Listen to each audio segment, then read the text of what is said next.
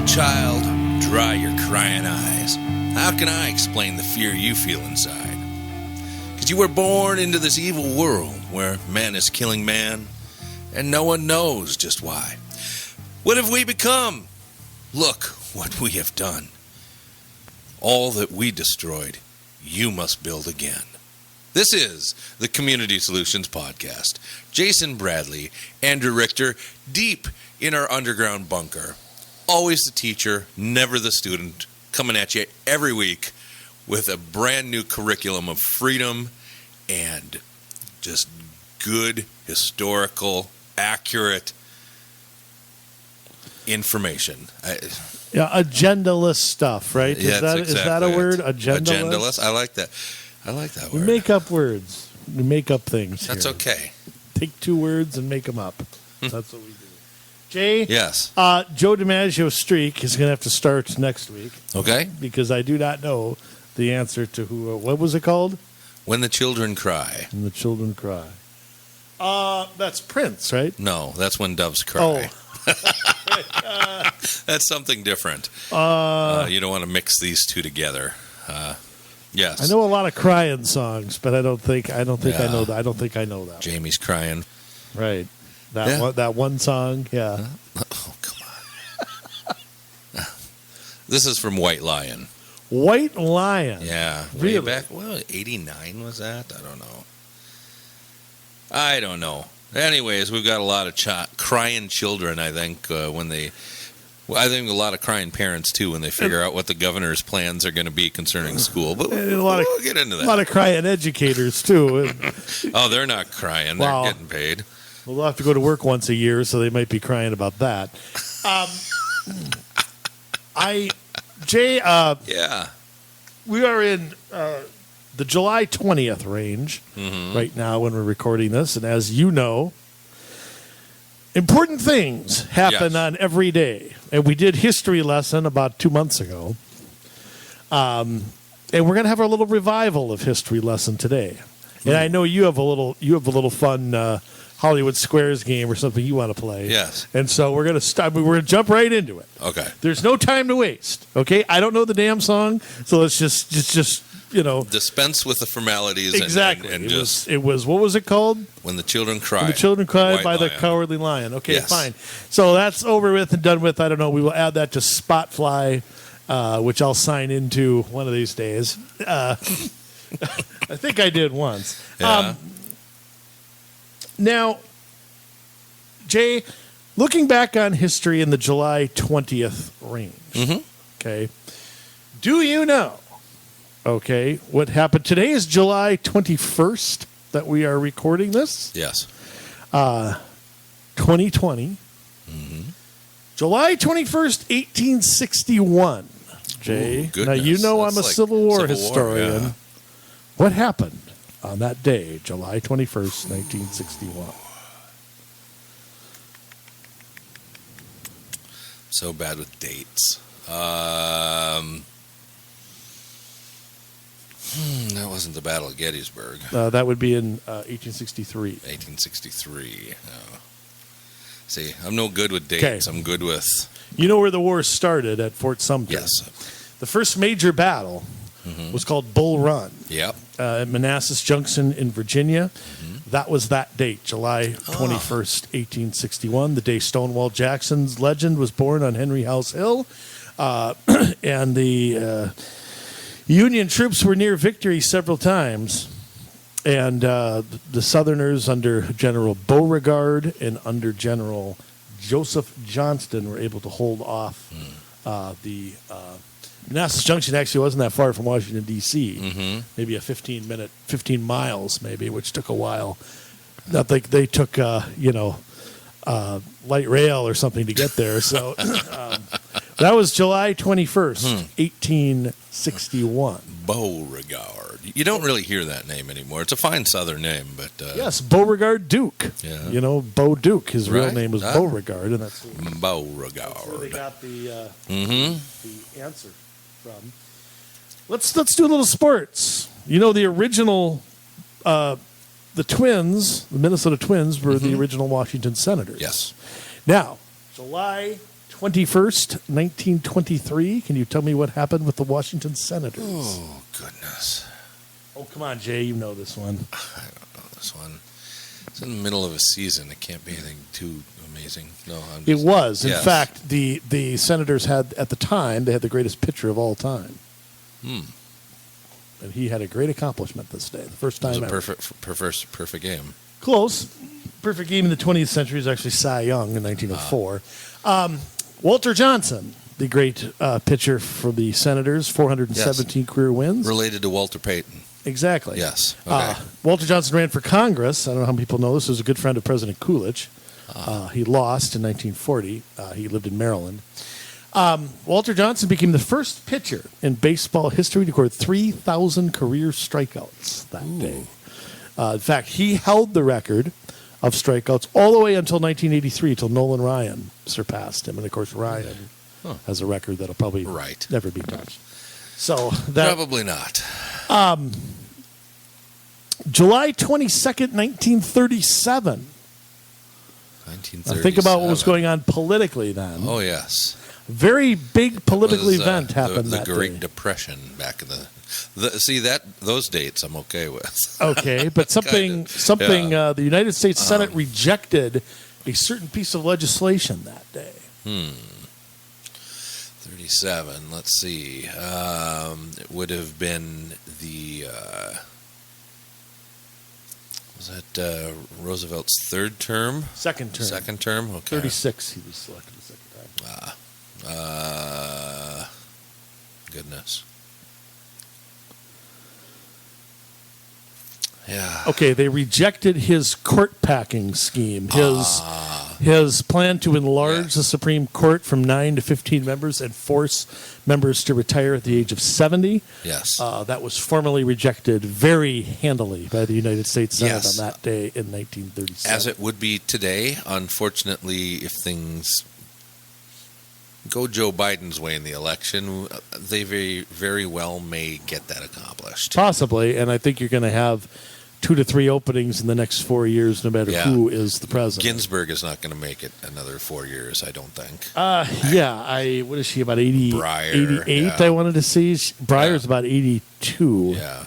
I don't see that happening. July 20th, 1944, a little World War II history. Yes. Do you know what happened on that day? World War II. Oh. They even made a movie about it, Jay. They did. It was over in the Pacific Theater, No, right? it was in Germany. It was in Germany. See? So you can't even guess right. I can't. So I'm terrible at dates. I mean, I know the general eras that things happen in. But... They made a movie about it called Valkyrie. Oh, I saw that. That was the plot to kill Hitler, the July 20th plot, where they put the briefcase, the Klaus von Strugenhofen, whatever, put the guy with the eye patch. Right. Put the briefcase by Hitler, and somebody moved it. Yep. And it blew up the other half of the table. Yes. And so that was the July 20th plot, as it was called, in 1944. In fact, at the time, there were many rumors Hitler died. They actually Hitler had to go on the radio, and, information flowed slowly. That, took weeks for everything to get out. Also, one more thing happened. July 20th, you get this one. Okay. July 20th, 1969. A major event maybe happened. I don't quite believe it, but... Is that Woodstock? No, that definitely happened. Oh, that did definitely happen. Yeah, I've seen footage. I've seen footage. Yeah, you were there in a tie-dye T-shirt and whatever. I wasn't even a twinkle yet. My goodness. July 20th, 1969, we supposedly took a huge leap for mankind. I'm not 100%. That's right. Yep. Not 100% convinced that happened. Went to the moon, allegedly. Yes. Yeah, allegedly. I mean, okay. I don't know. So now everybody knows. I think we did, but you can go back to the other podcast. Yeah, you can listen to us talk about that. I've been investigating it further. Yeah. So I have new stuff. Oh boy. Oh yeah. Here's the thing. Yeah. I'm not out to prove a conspiracy. I'm not to prove. I want the truth. whatever the Right. truth is. So that's. I agree. If we went, great. I hope we did. Yeah, I hope we did too. That's the truth is better than The truth, no matter how it is believing better in a than a lie. million lies. Yeah. Okay, Jay. Yes. You want to play Hollywood Squares here Yes. or $25,000 Pyramid? Wink Martindale, I guess you're going to try to be here. What? We're going to play a little game, and we'll call this game "Racist or Not." Oh, God. This will be fun. I don't know if you're aware of this. Back in May, the Smithsonian put something out. Yes, our government dollars went to, they go to the Smithsonian. And within that, there is an African American, it's the National Museum of African American History and Culture within, as part of the Smithsonian. And so, what they did is put out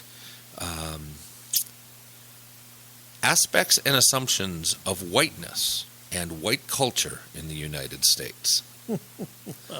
So, they list a bunch of attributes that are part of white culture. Now, since they have taken this down and said, well, we They've taken it down. Yes, and only because it started getting a lot of heat from conservatives and things like that. But And hopefully the public at large. I mean, right. Why does it have to be one Yeah, side? but it stayed up for 2 months, and they didn't notice the error of their ways then. And if you go and read their website, it's so full of racist overtones. At the Smithsonian. Yeah, that they're not fixing that. They just took this graphic down. Now, what do you mean by racist overtones? You mean... Well, here, maybe I'll get it once you... do I have to put the answer in the form of a question? no, not at all. I'm going to give you some attributes, and you tell me whether this is something that they included or not. Oh, I see. Okay. So whether this was racist or not. Okay. Yes. So, this is either part of the white culture and seen as being very white instead of being something else, right? Or it's not. All right. So Honky or not, we'll yes, call it. I like that. I like that. Okay. The things we talk about sometimes. It just... Yes. All right. All right. Let's go over to here, and we'll start with this. All right. Self-reliance, is that white, or is that listed in their attributes of whiteness or not? Self-reliance? Yes. To me, that is the American dream, to be self-reliant and independent and not dependent on any others, living your life the way you want to. I would say that is not racist. It is included on their list. That Really? is, to be white is to be self-reliant. So if a black person is self-reliant, are they an Uncle Tom? Which is misconstrued. Anybody who's read Harriet Beecher Stowe's book, In Uncle Right. Tom's Cabin, knows that has been hijacked. That is such a... Again, it's embarrassing how twisted. People who say Uncle Tom don't even know what it means. Right. But, yeah. So, yes, being self-reliant is white. So, to be not white is to Be not be self-reliant. dependent, I Okay. guess. Yes. Talk about talking down to minorities. Yes. Telling them they're not good enough. Yeah. I mean, isn't that really what you're doing? Saying, look, Yeah. you're not smart enough. You're not good enough to be. You have no chance in life Yes. to be successful. Yes. So it's again, okay. So I'm already 0 for 1 on honky or not. Right. All right, I got a feeling I'm not going to have a good batting average at the end of this. Well, we'll see. We'll see how it goes. Okay. White or not? Honky or not? Okay. The next one is in the realm of justice, protecting property and entitlements. In the realm of justice,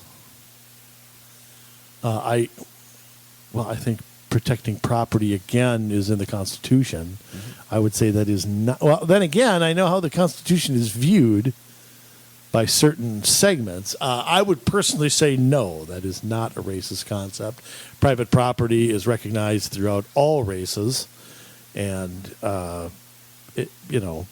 Mm-hmm. why would private property be racist? Right. But it is. Right you are, but the Smithsonian disagrees. It is white. Wanting to own property and being entitled to that property, as we've seen with a lot of the county attorneys that have said, it's okay to go steal things. As long as you need it, but who needs private property? Belongs to everybody, Andrew. So if I need that DVD player and I can't afford it, it's not fair that the white guy down the street has it and I don't. Right. Right, so I can go take it. It's not $750. Remember what we were going to do? Lead an army down there to Dallas and everybody steals $749 worth of stuff? Mm-hmm. I still kind of like that as a good vacation. Just think what we could steal. Yes. You could steal a small refrigerator. You could steal a TV. You could steal, about 200 pairs of underwear. You could steal. You could think of what you could do with all those underwear. Almost build a fort. Yes. Oh boy. Okay. Honky or not?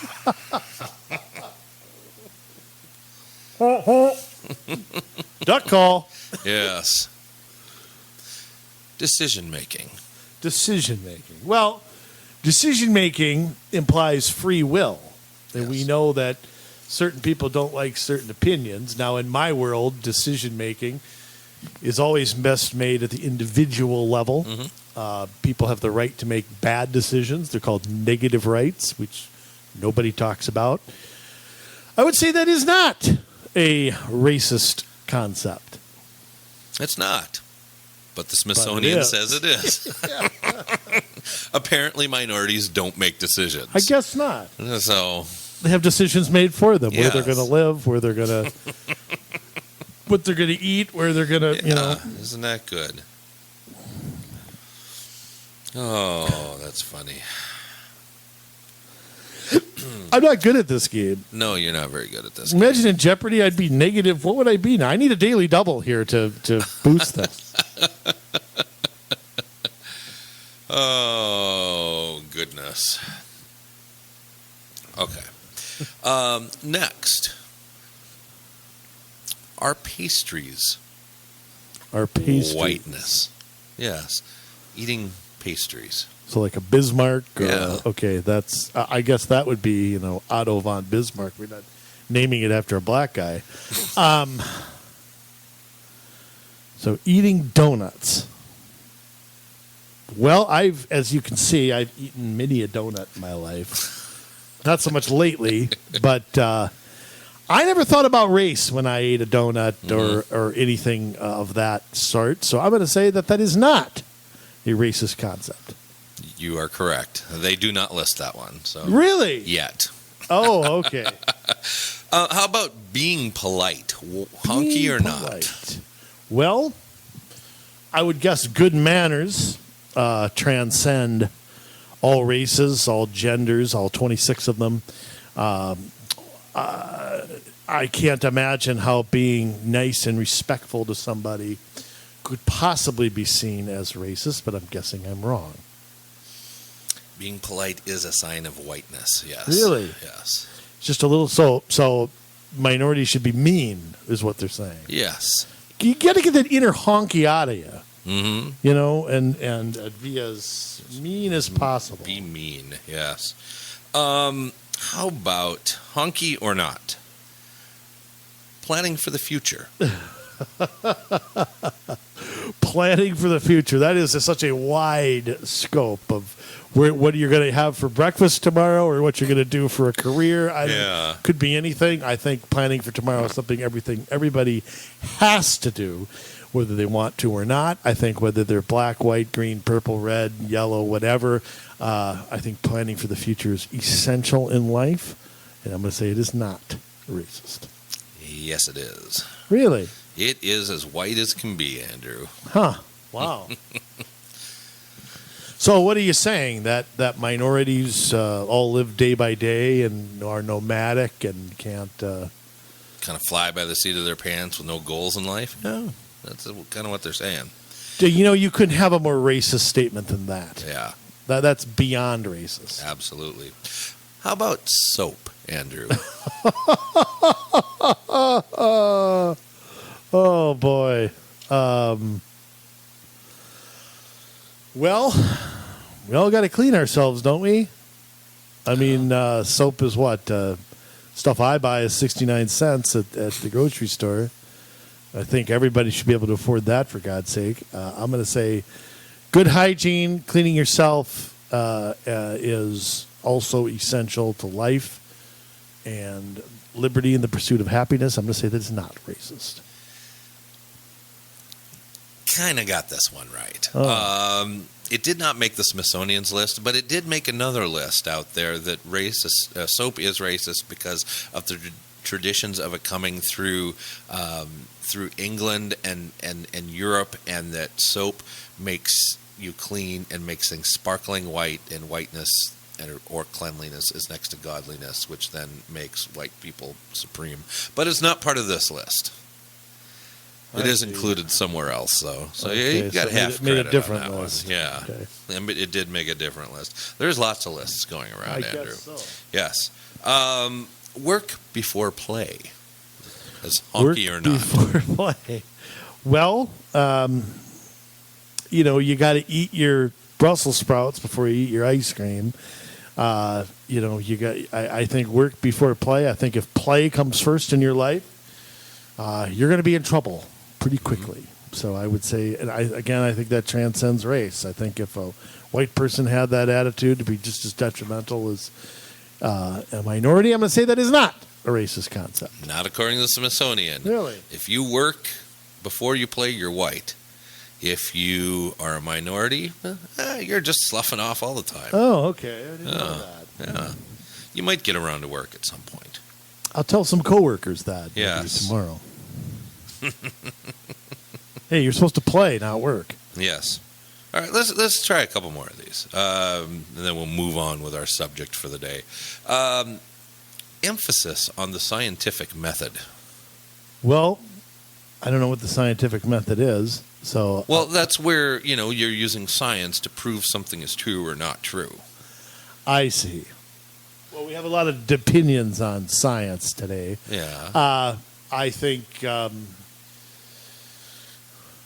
does not sound like a racist concept if you're all heading toward the same facts. I would say that is not a racist thing. It is. Using the scientific method is racist. It is white, as white as snow, Andrew. So if we're trying to study global warming or something, there's one set of facts that white people can go for, and there's one set that minorities can do. Yeah. Or they're not smart enough to figure out science, maybe. Maybe that's it. Let's do one more. All right. One more, then we'll move on. Honky or not, children should have their own rooms and be independent. Oh, I think that's, if possible. That's not always possible, obviously, especially among young children. But yeah, I think children should be encouraged to be independent and self-reliant and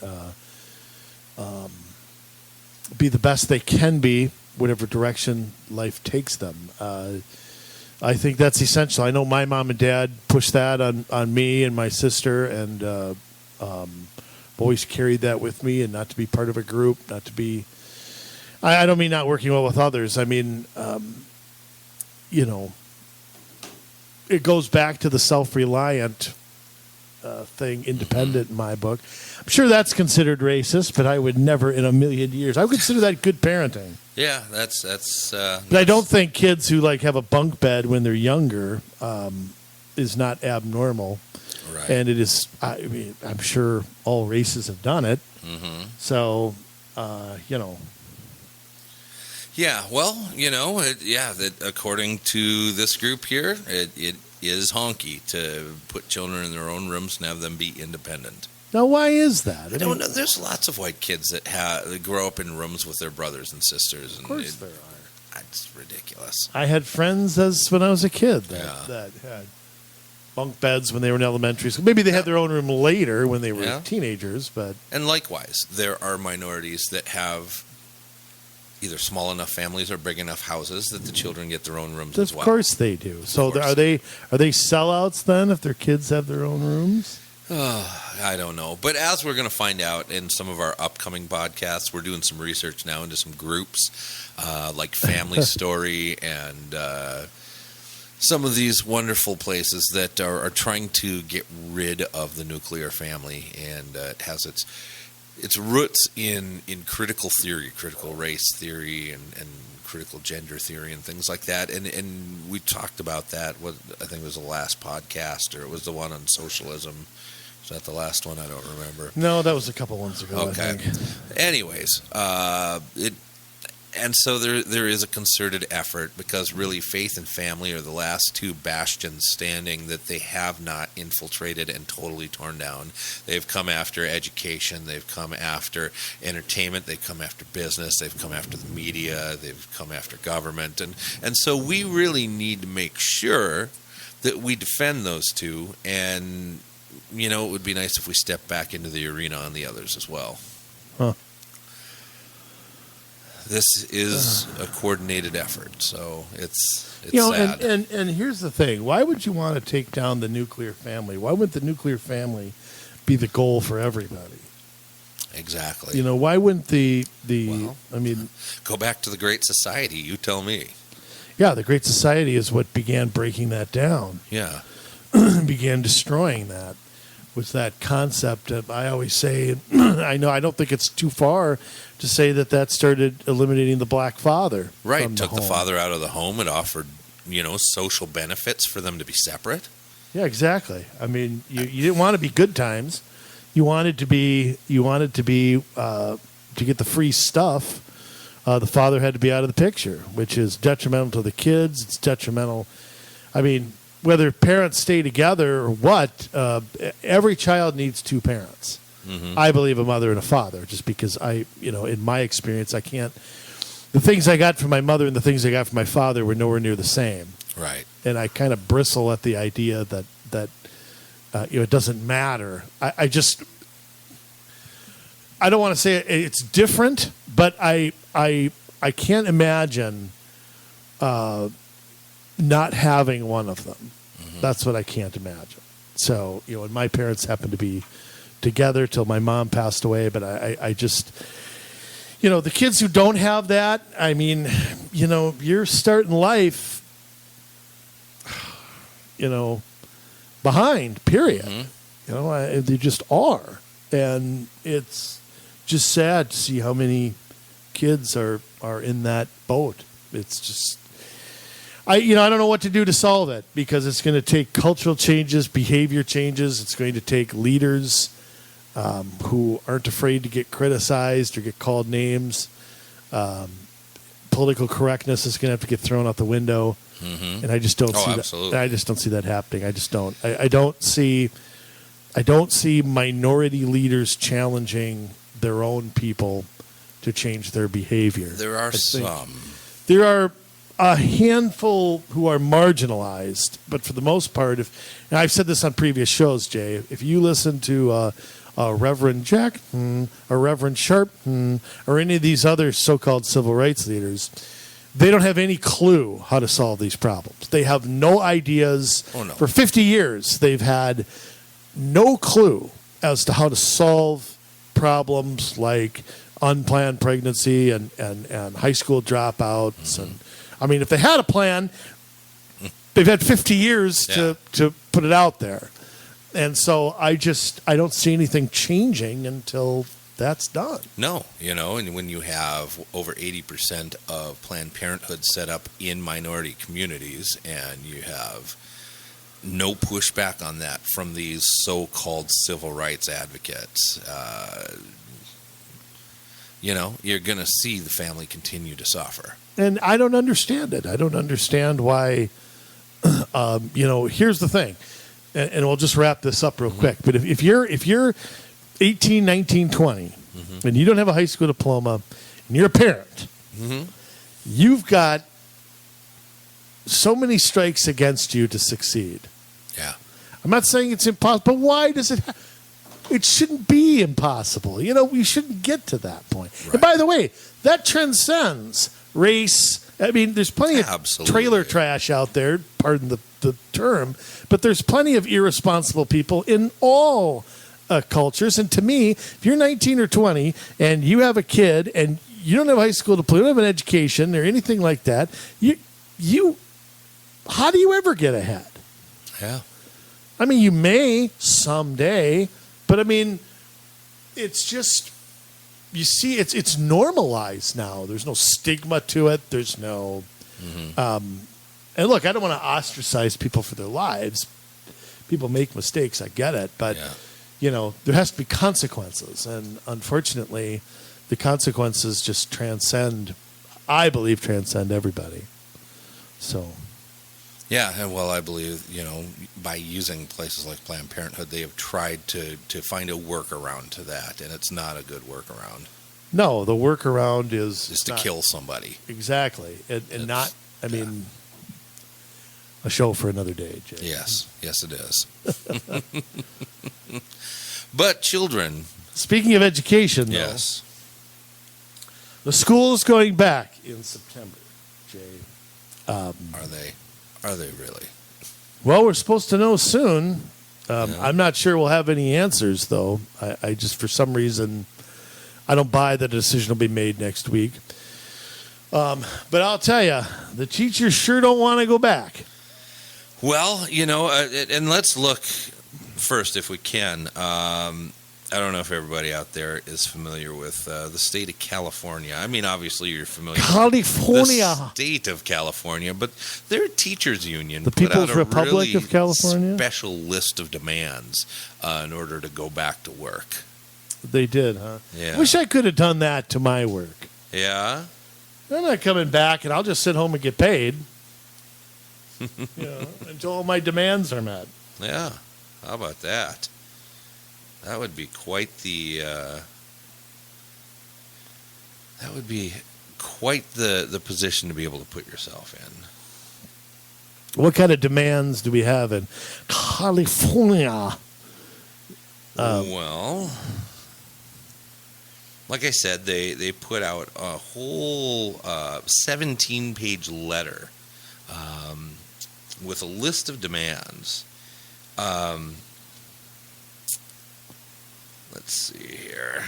Bring this up, and you can look it up on utla.net if you so choose. That has the whole letter there.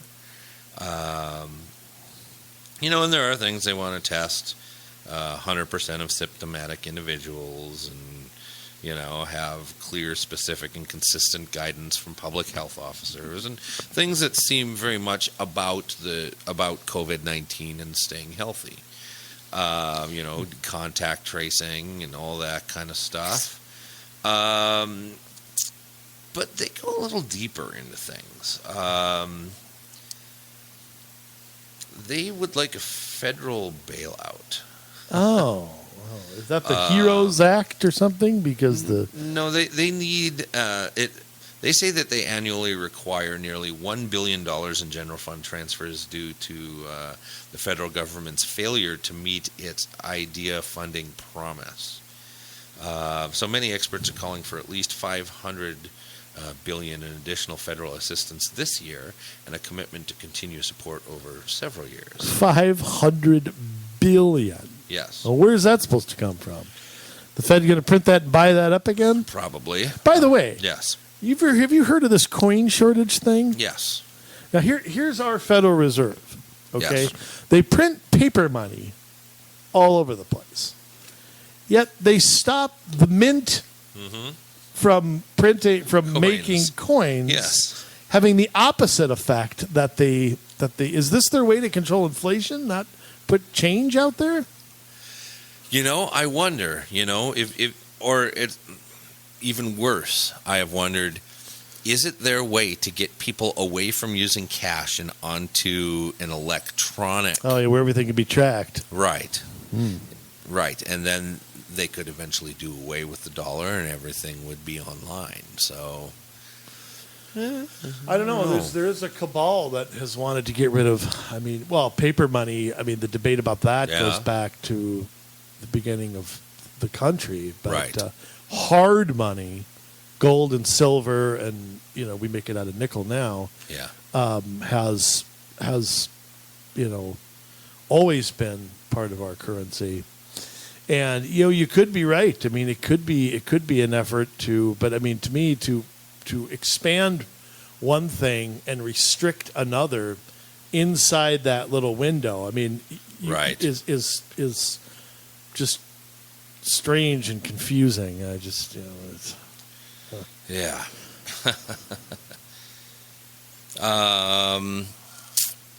They want to fully fund Title I. Yeah, fully fund. Fully that fund, of course yeah. in their minds means they get everything for free that they want. Right. Speaking of which, they also include Medicare for all. They want Medicare for all this is federal funding. This isn't like California can do something about this. California is demanding, the California Teachers Union is demanding of the federal government, before we bring our kids back to school, we need you to do these things.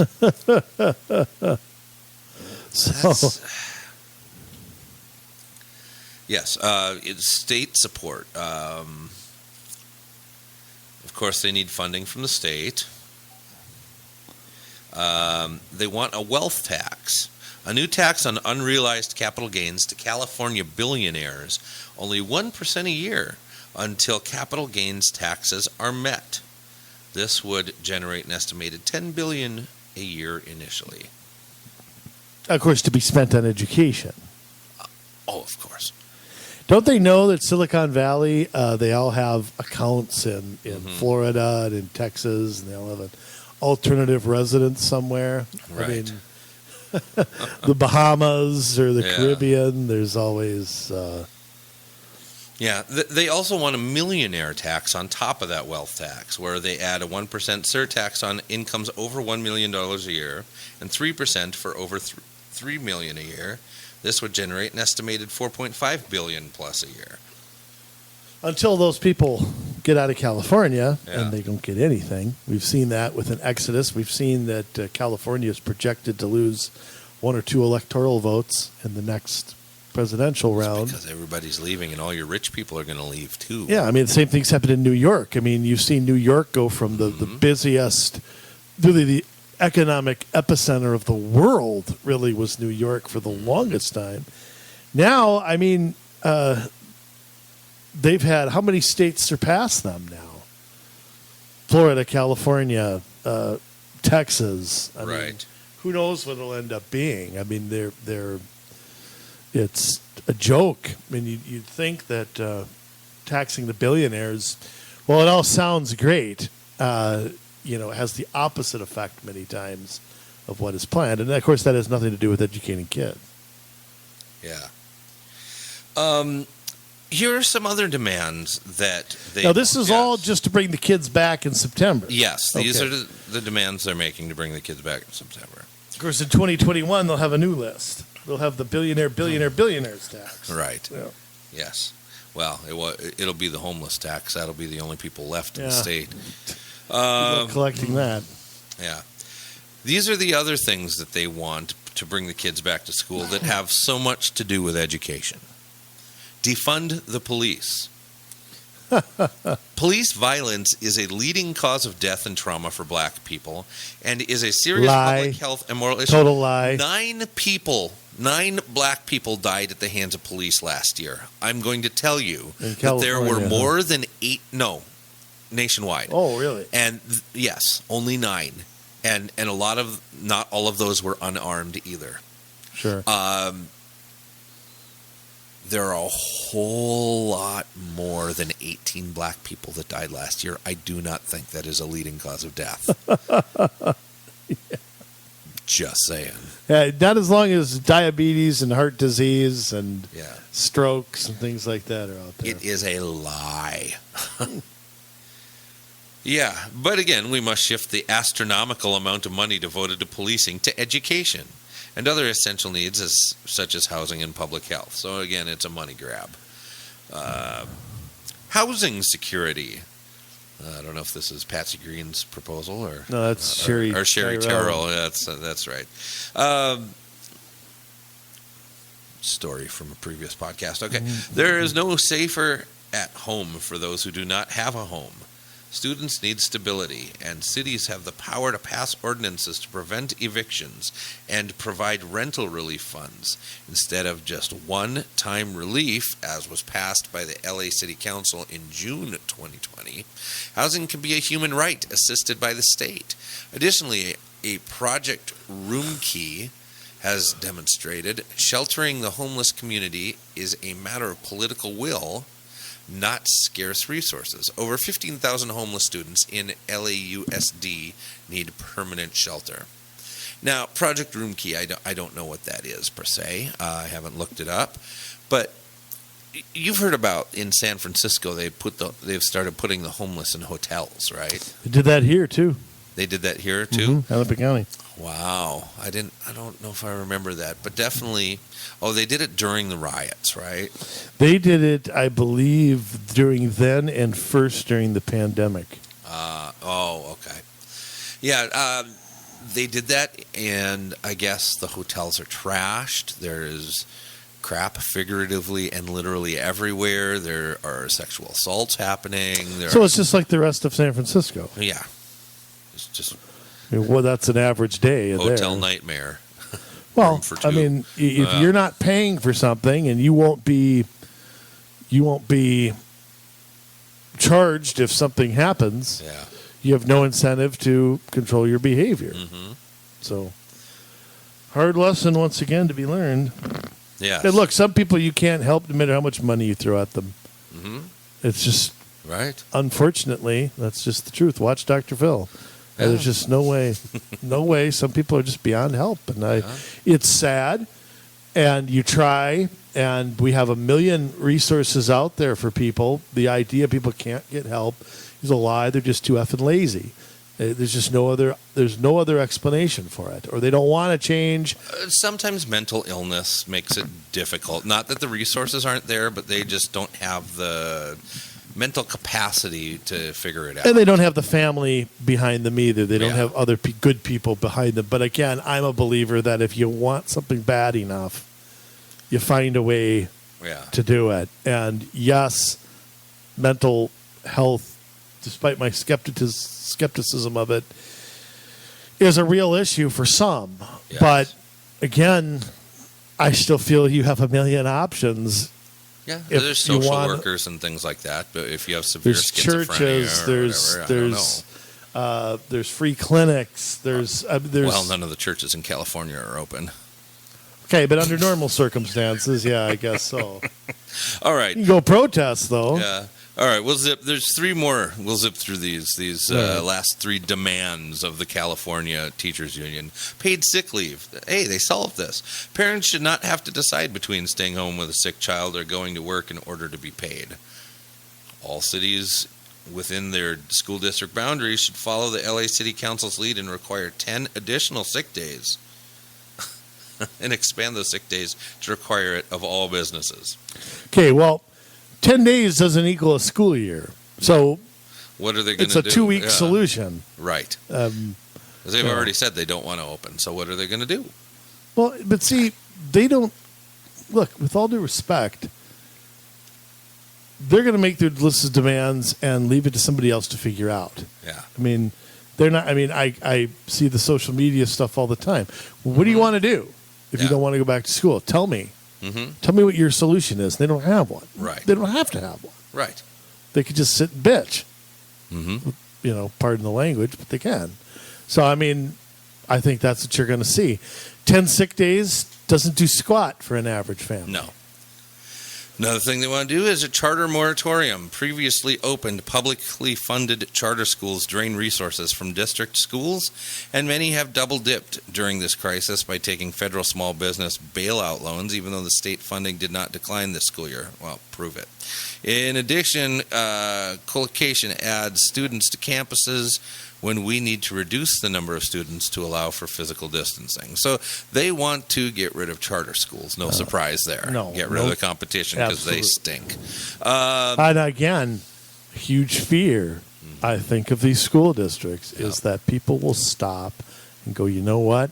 I need to look at my education options. People who never thought of that before Yep. are going to go, wait, what other choices do I have? Yep. And I think, again, you eliminate their ability to do something like that, Mm-hmm. you know, and you're going to lasso their kid. Yes. Last one, financial support for undocumented students and families. So, again, funneling more money to illegal aliens. So, yes, that is what California Teachers Union wants in order just to get back to work. Well, in Minnesota, we're not, I guess, that crazy yet. But Well, we're getting there. yeah. I think they collaborated maybe on the Education Minnesota. The Brain Trust, Denise Specht, the president, Bernie Bunham, the vice president, Boy. Rodney Rowe, the treasurer, and Sarah Gudjurdrum, Good job. the executive director, Yeah. where they're knocking down the door for that, put out something to the governor on July 17th. This is the July 17th plot to end education here as we know it. To the Governor Walz, to Commissioner Malcolm, to Commissioner Ricker. I think she's the education commissioner. I'm not. Commissioner Ricker, any relation to yours? Hell no. Just a couple letters short of being a Richter. Two, actually, yeah. I will not claim her. All Germans, we don't all know each other here. Yes. You know, Fritz and Hans, they don't all know everybody. Okay. But they are speaking for 89,000 members of Education Minnesota and the nearly 1 million students regarding the opening of schools and colleges throughout the state. The health, safety of our children, not the economy, should be first considerations in this decision. You were not ad-libbing there. That is the way it is written. Yes. So we have to listen to the science. Would that be the same science we talked about last week, Jay, that said there were going to be 3,000 ICU beds and 1,000 deaths a day, and they were Yes. only off 96%? Yeah, Would that be the same science? that's the they're same talking about? science. Like- Although some would say that economics is also a science, and maybe we should listen to that as well. Yeah, I Just saying.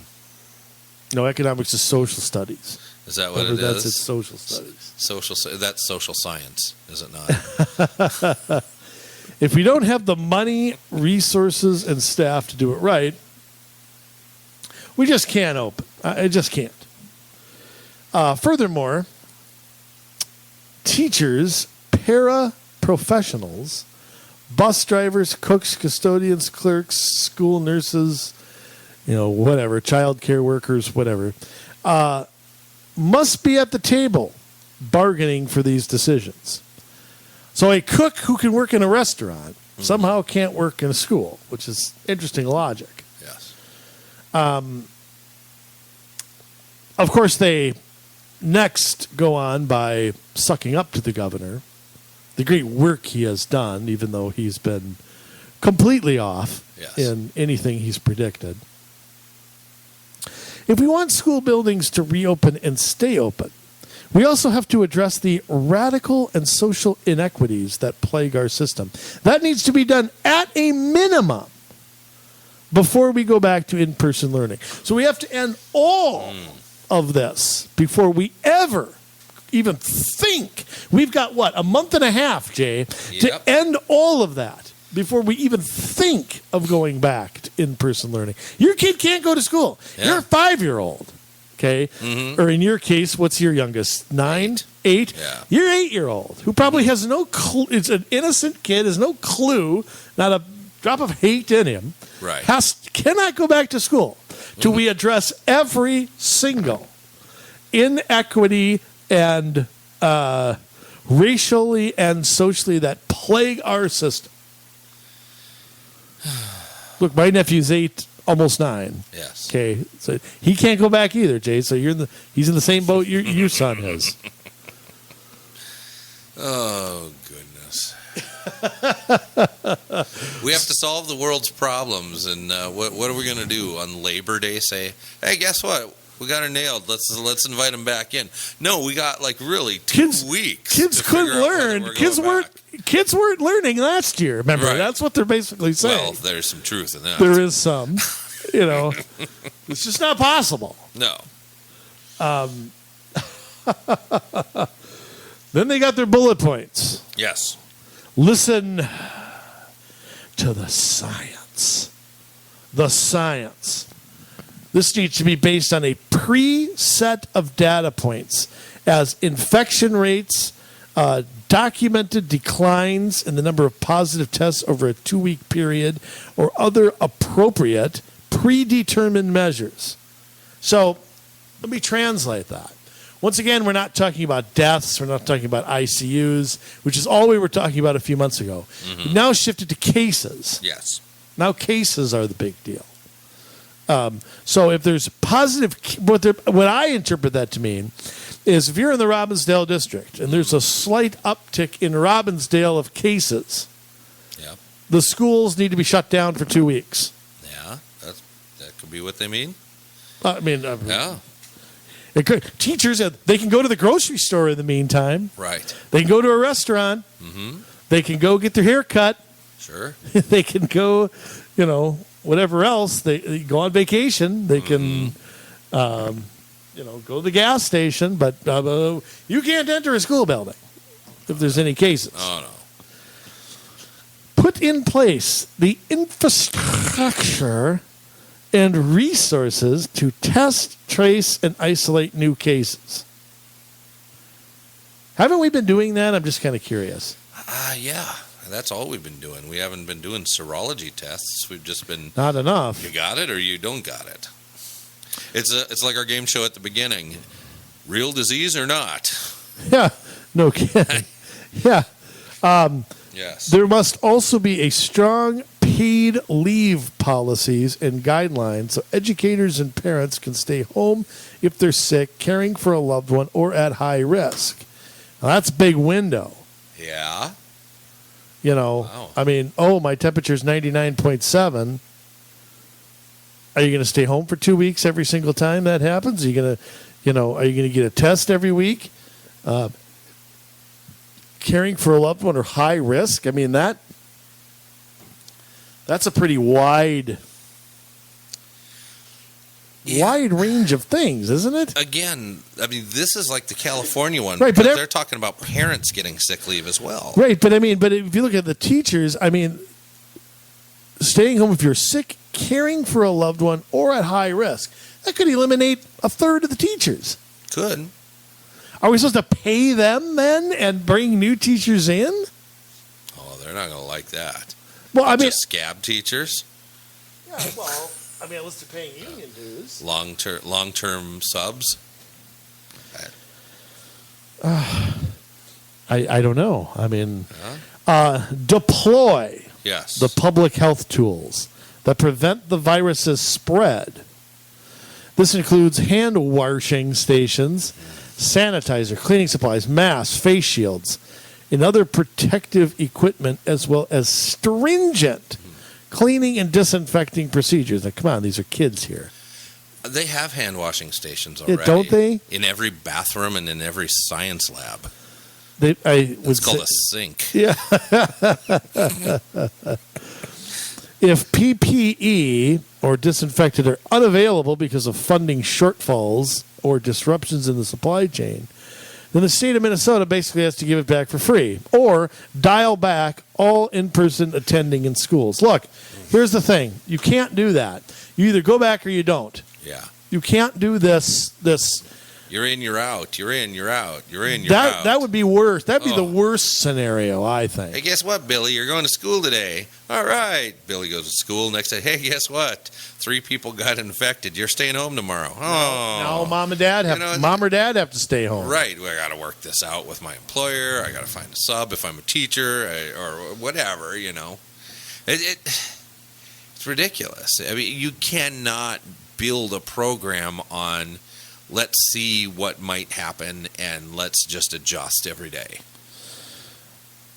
It doesn't work like that. Yeah. Now, here, the last one, I'm going to skip down a little bit.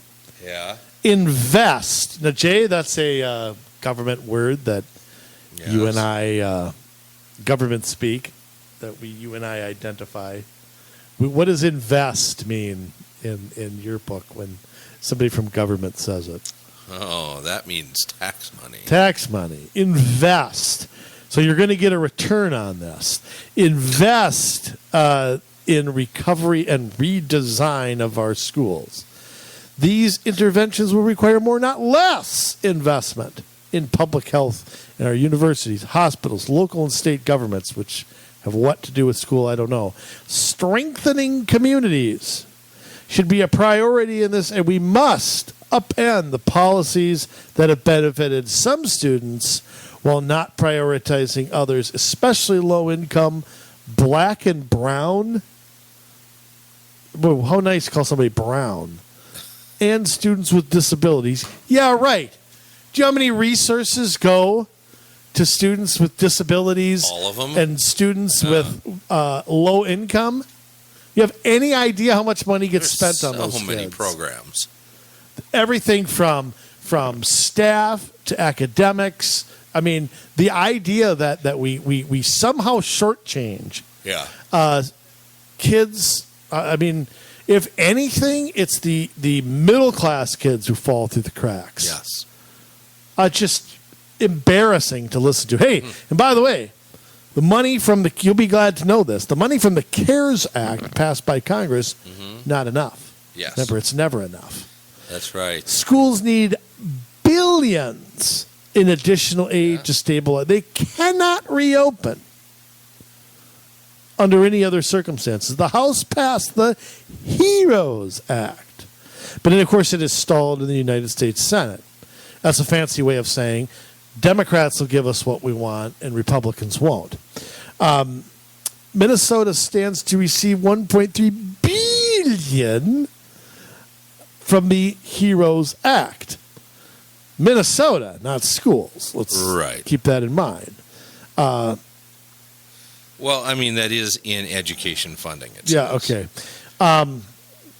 They claim that they will lose 48,000 education jobs over the next 3 years.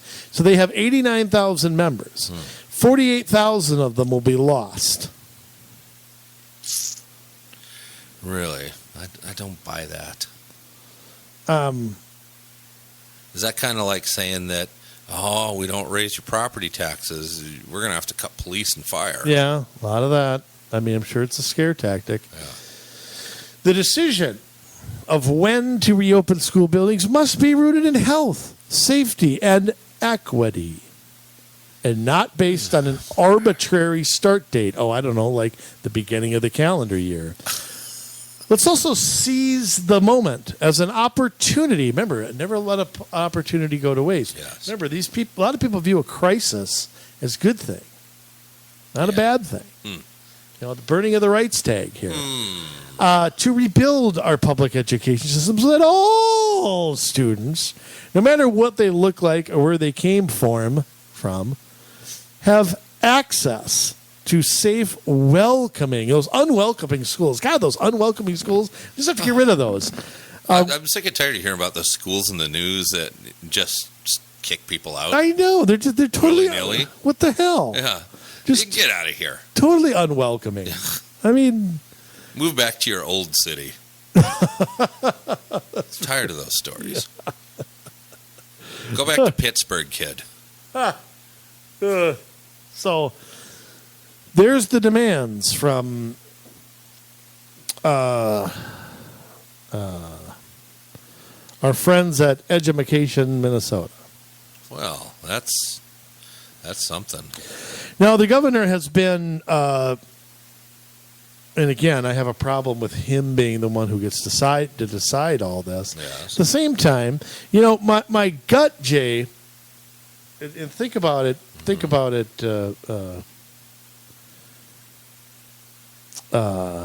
Here. My gut tells me that this should be a local decision. Yes. However, there's part of me that I don't know that I guess I don't trust any decision makers in education. Yeah. I worry about unequal educating across the state, unequal opportunity. So while I don't like a one-size-fits-all, I never like that. Right. I just hate it. What? And I don't know that you're going to come up with a solution here that'll satisfy everybody. No. But what direction? We're supposed to hear an announcement on this next week. Mm-hmm. What direction do you think they're going? Now, you're a little more skeptical than I am. Yeah, I am. I think ideally the governor would like to do a mixed bag of home and in-person education, having social distancing and have part of the kids there one day and part of the kids there another day, and however that works out. I think that's going to be confusing. That may be the route they go, but with the uptick in the numbers, they may very well use that as a reason to go along with the teachers union and not have school whatsoever, other than online, obviously. But I think that's a lose-lose, because you have, as has been widely reported, there are a lot of kids that just didn't do the online assignments. Parents didn't make them do them, or whatever reason. So you have kids falling behind, and they're increasing this so-called education gap they're so worried about. Well, yeah, I think it's being exacerbated, but I think you're also getting kids falling behind that maybe otherwise wouldn't have. Right. You're creating an education gap. And there's other things I worry about, too. One of the things about school, I know that kept my head straight, was things like sports. Mm-hmm. There's a rule in my house: if I wasn't getting good grades, baseball and football were not going to be played in the Richter household. Yes. Let me tell you something. There was no way that was happening. So, I hit the books after football and baseball practice, and, I didn't want to. And I don't know how – I know it helped, as a teenager. You're not – I wasn't the most motivated kid, not like I am now, and that was important. And you're going to go into an atmosphere probably where there's – no extracurricular activities. There's no dances. There's no pep rallies. There's none of that. How in the world, just being part of a school, it's going to be very difficult. Mm-hmm. And so you've got, how many kids were great at a sport, and it helped them fit in. It helped them academically, maybe. Helped them try harder. And now you've eliminated that on top of it. And look, I don't know what the perfect solution is. I think kids can play sports. Mm-hmm. My nephew's playing baseball right now. I don't know, and nobody's dying out in right center. So I'm just kind of, you can't be so careful. There's just going to be a certain amount of risk no matter what you do. There's consequences no matter what. I think we got to acknowledge that first. Mm-hmm. That there's consequences to not going back. There's consequences to this hybrid thing that is being talked about. But I think that ultimately, if we went back 100% in September, you would see some hot spots, like you're saying. You'd see a few people get sick. Yeah. You'd see, I can understand a teacher who's 60 and has some conditions or something. Maybe we give some options for people who have a parent at home who want to choose that. I think maybe they could have that choice. But I think for most people, it really isn't a choice. Right. And I don't. And how long do you stay out? The whole school year? Half the school year? Yeah. How do you finagle that? Yeah, I don't know. I'm surprised they haven't been talking about the danger of like passing times in high school. With all those kids in the hall and the ability to social distance. Lockers and changing in the gym and,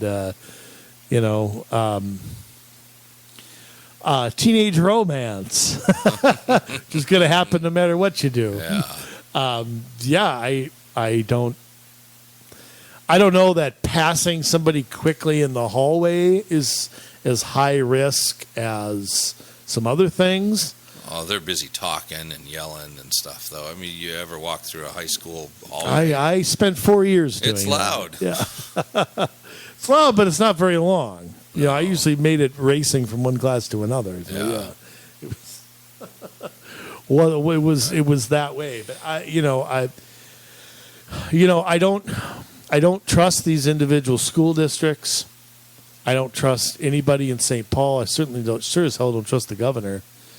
And I worry that the kids' best interests, and I think you have to take the economy into it. I don't know how you can make a decision. Whatever decision is made has a huge effect on the economy. Yeah. It has an effect on parents' jobs.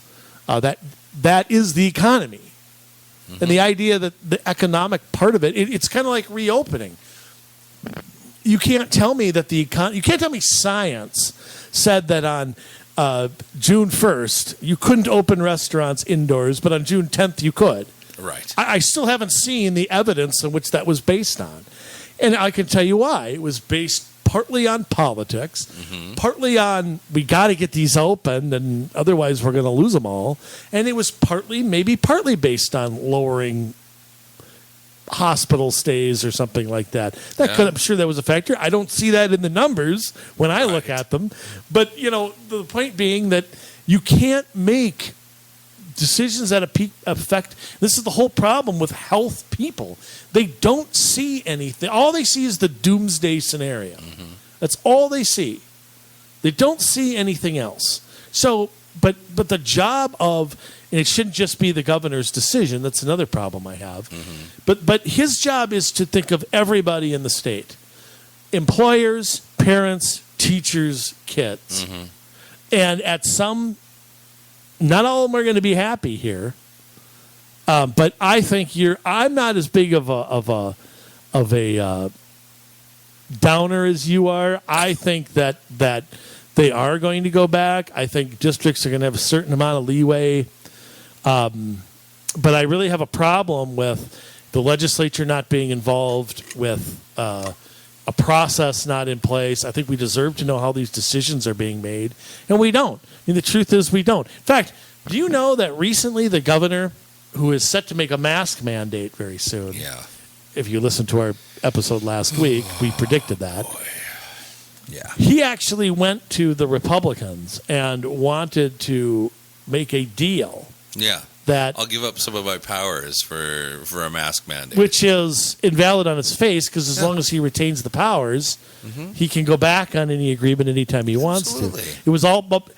Everybody says masks are about the science. No, it's not. If that were the case, we'd have done it 5 months ago. Right. It's about politics. He knows it's unpopular. He knows people are pissed off. They're pissed off at businesses, too, because businesses are slobbering all over each other to make a mask mandate, and he wanted political cover. Right. And I'm a little more sympathetic to businesses because they want to stay open, they want to make money, they don't want to be shut down again. Yeah, especially if they're being threatened, and I think they are being threatened. I get that. You don't want to be on that hot spots list. Right. So...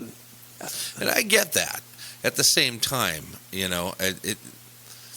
I walk into Target, 80% of them already have masks on. They don't need a mask mandate. No. I've already had this. Yeah. Okay, so wearing a mask does nothing for. Of course, I know we don't wear signs, but I You think could. I think people. Oh no, we live in America here, but I think at least for now, Right. I think that people were taking the initiative in a mask mandate, but what he wanted political cover. That's what he wanted. Absolutely. But here's my question. Yeah.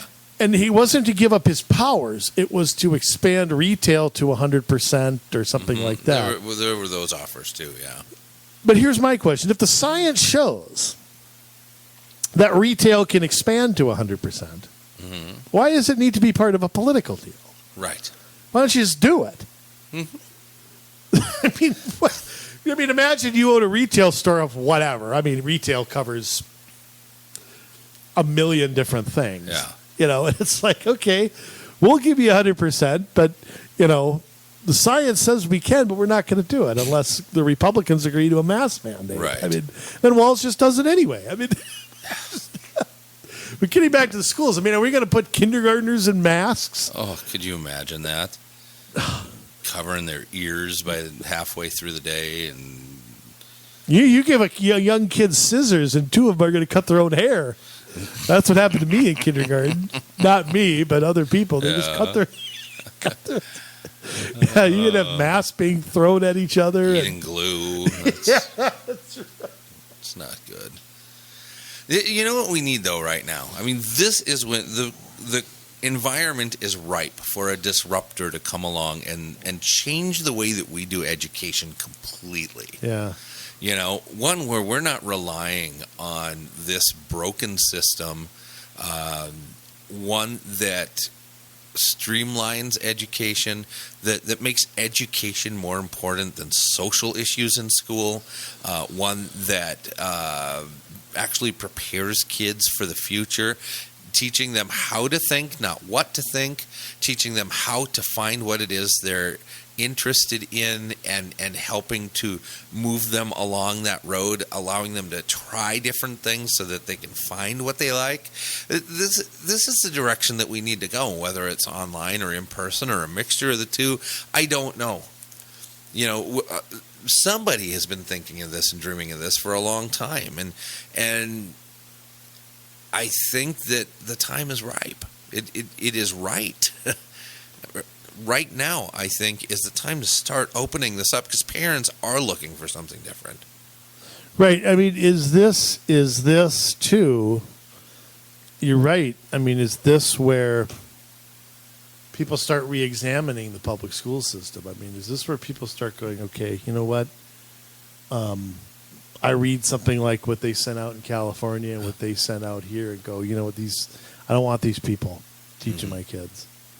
And I mean, is it going to have, I mean, and I think that's one of the reasons, like in California, they're going after their competition, is to make sure people don't have those choices. Right. And I mean, but are you going to see, and I think some people who were at home might say, yeah, worked out okay over here. Yeah. Maybe we'll keep this up.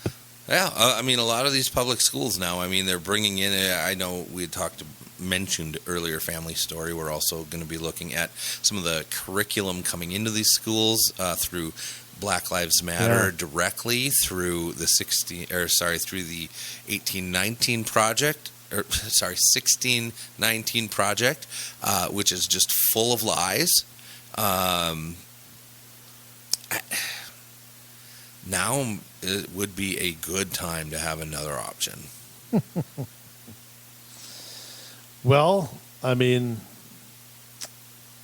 yeah, and it's funny. I'm looking at Twitter here. St. Louis Park passed a mask requirement starting on Monday, July 27th. But I guess they don't. Need to do that now. That's where we're sitting right now. I knew they would. It's just a matter of time until they followed suit with Minneapolis. Had to keep up with Edina, I guess. I suppose. I mean, again, I don't see a sunset date here, and that's something I wonder that what the governor is going to say tomorrow. He's not going to put a sunset date. He hasn't put a sunset date on any power he's taken so far. Well, Just I think we'll wait and see. We'll watch the numbers. he might have to,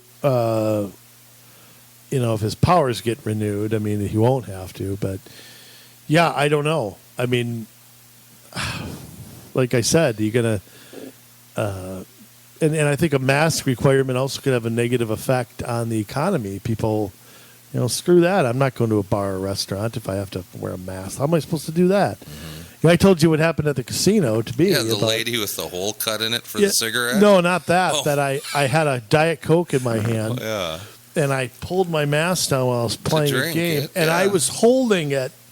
I know you can't see this, but I was holding it by my face and just taking sips. Yeah. And the lady came by and said, "Sir, you need to put on your mask between sips." Between sips. And you know what? Done for.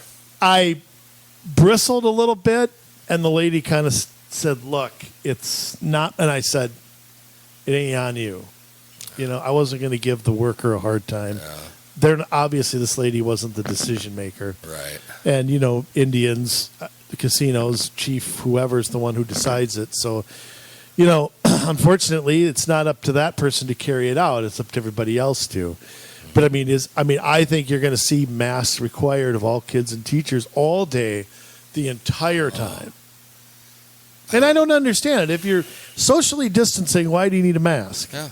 If you need a mask, why are you socially distancing? Something has to give there. Right. And how are you going to do it? How are you going to do classes of 12? How are you going to do that? Yeah. 15 minutes in each class? What? I don't know. More social justice classes. So what's your ultimate prediction for next week, though? I think if the numbers... Tell me what you think's going to happen, not what you want to have happen. If he passes the mask mandate, I think that kids go back to school part-time and take probably a couple days on, a couple days off during the week. Now, how is that workable, though? I don't know. I really don't. I don't know how it's workable. Parents are going to be upset. But if the numbers go higher over the next week, I would expect that he might say he's not going to go back. So. The numbers have been low. We've had single-digit. Yeah. We had 3 deaths today. I know. Not to make light of it, but 3 too many. But it is. But if we got to look at where they happened. Were they in nursing homes? I believe 2 of the 3. I believe were. Yeah. Well, unless we're holding school in nursing homes. Here's what I think. Yes. We should just call school. We should just call it a protest. Yeah. It's just a big protest. There we go. Hey, they're talking about the same things, aren't they? Yeah. They're teaching the same things that you see at the protest. Why not Which is another reason not to put the kids back in school. Exactly. In my opinion. But I understand where parents need to get back to work and can't be home with the kids all the time. I understand when it's hard to get them to do their work online and all that, and having them in school is nice. But it's kind of nice not to have them in school learning all the garbage, isn't it? For you to be able to look on as a parent and see what they're actually learning. There's pros and cons. I'm gonna agree with you mostly. I think Walz is going to bring back kids completely, but I think he's going to leave options out there for parents and school districts and some leeway as to whether if they don't think they can do that, or if they have a percentage of people who don't want to. I think he's going to let the districts handle that. So I think the schools will reopen. Now, with my prognostications on this show, that's a surefire thing that they're not going to open. Okay, but it's true. I've been pretty crappy in that. So I could be wrong, but I think it's hard to make the case with ICU beds down 96% from what was predicted. Yeah. And deaths down 99% from what was predicted. It's going to be very hard to credibly make a case that schools can't open in some way, shape, or form. Yeah, well, if they don't, I am begging somebody with an idea to change the game this next year, please. The time is now. Well, unfortunately, I don't think a revolution happens from within. It's not going to start in St. Paul. You got two parties that are married to the public school system, no matter what they say at a Tea Party meeting. They are. They don't do anything about it, never have, aren't going to. So, we're stuck with this unless we have, some real alternatives. So, but real alternatives, I think parents have to take the lead. They have to vote with their feet. Yeah. And I don't think anything's going to happen till then. So, Jay, another show in the can. I know we've gone way long here, but we had good history lesson, good discussion here on schools and what we think is going to happen here. I wish things were different, obviously, but they aren't. Why don't you give us a little inspiration? And I forgot all your nicknames. Doesn't matter. Right, doesn't matter. The Roddy of Piper. I know we have that one. Why don't you give us the inspiration in today's sign-off sermon? Wow. It's a tall order when you're not feeling particularly inspired. But you know what? Hey, we have so many things going on right now in our society. And whether you're looking at protests and riots or diseases or, kids going to go back to school, are they not going to go back to school? Businesses, are they going to stay open, not stay open? Churches, are they going to stay open, not stay open? There's a lot of uncertainty right now, and I know it. I know you're feeling that way. I'm feeling that way. If I'm feeling that way, you're feeling that way. I'm generally pretty optimistic, despite Andrew's description earlier that I'm always more negative. That's not true. I'm pretty. I'm a realist. I'm an optimist, but I'm a realist at the same time. I look at what's going on around me, and I try to see things as they are. I try to call them as I see them. But then where do we go from there? That's where my optimism takes over. Where do we go from here in Minnesota? Where do we take this? Because we got one of two ways we can go. We can just roll with the punches and watch what happens to us. Or we can stand up and do something. Now, I know these are city problems, right? Not so fast, especially when we're talking about education, but talking about all this other stuff too. This affects all of us here in Minnesota, in-state, out-state. It doesn't matter. We are all in this together, just not the way that they want us to be. It's not some catchy slogan to get you to wear a mask and stay inside. It's the truth. We're all in this together, and if we don't start acting like we're in this together, they will have their way. They will pass whatever they want to pass. And it's going to affect us here in cities, and it's going to affect y'all out there in greater Minnesota. So what you going to do about it? I mean, that's the $1 million question, isn't it? You're not going to be safe from this stuff. What they want to do, the things they want to teach your kids, going back to Whitey or not at the beginning of the show,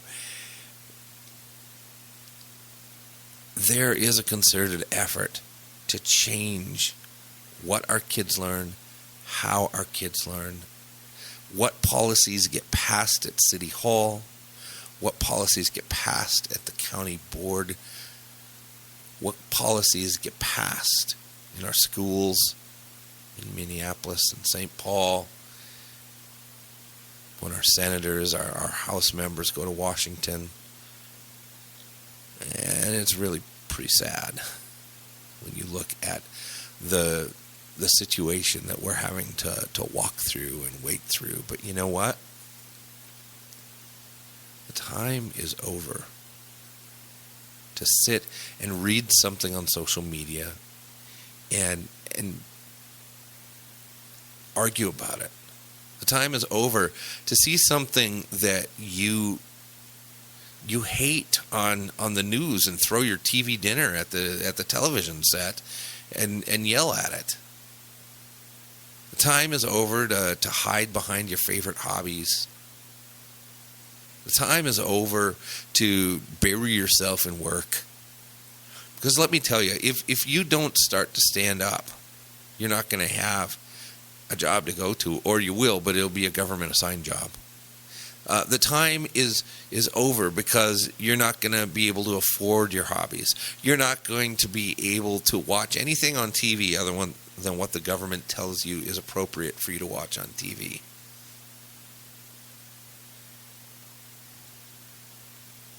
Let me tell you, the time has come. Sacrifice is never a popular word. We're comfortable here in America.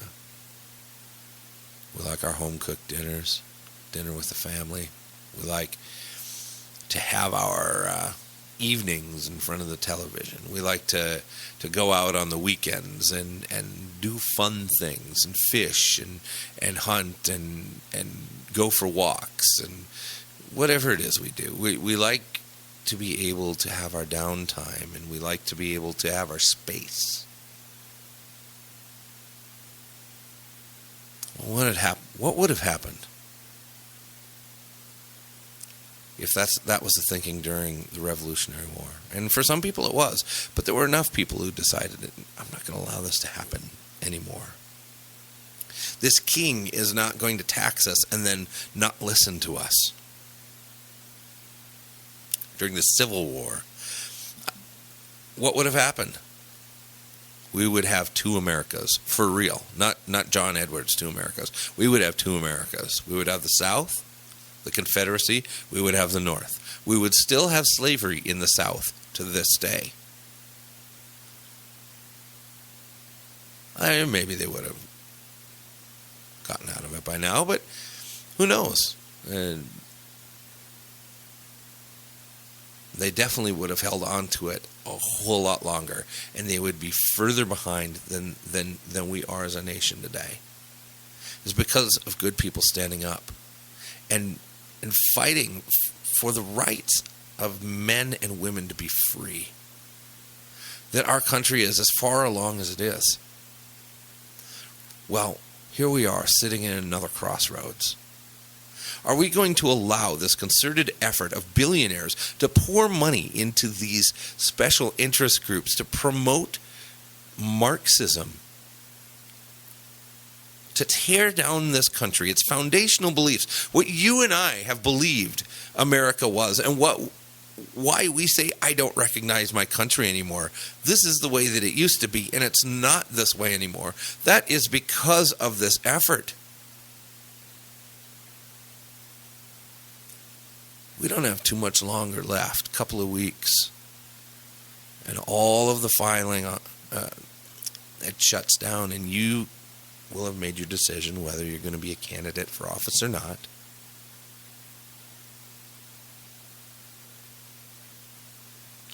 We need good men and women to stand up. We're about to enter into the final filing of affidavits of candidacy for all of you that don't have a primary. We have a chance to make some huge gains and play some defense, because right now they're knocking on our door at the local level.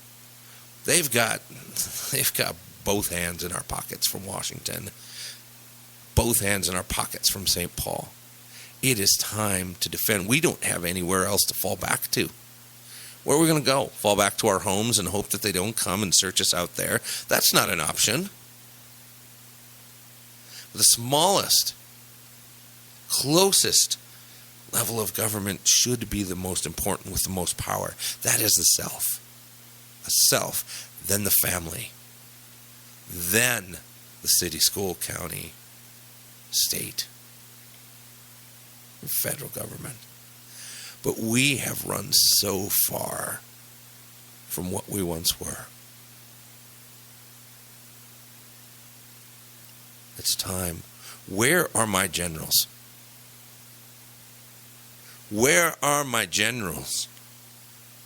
Those of you with courage to stand up to what is happening in our state.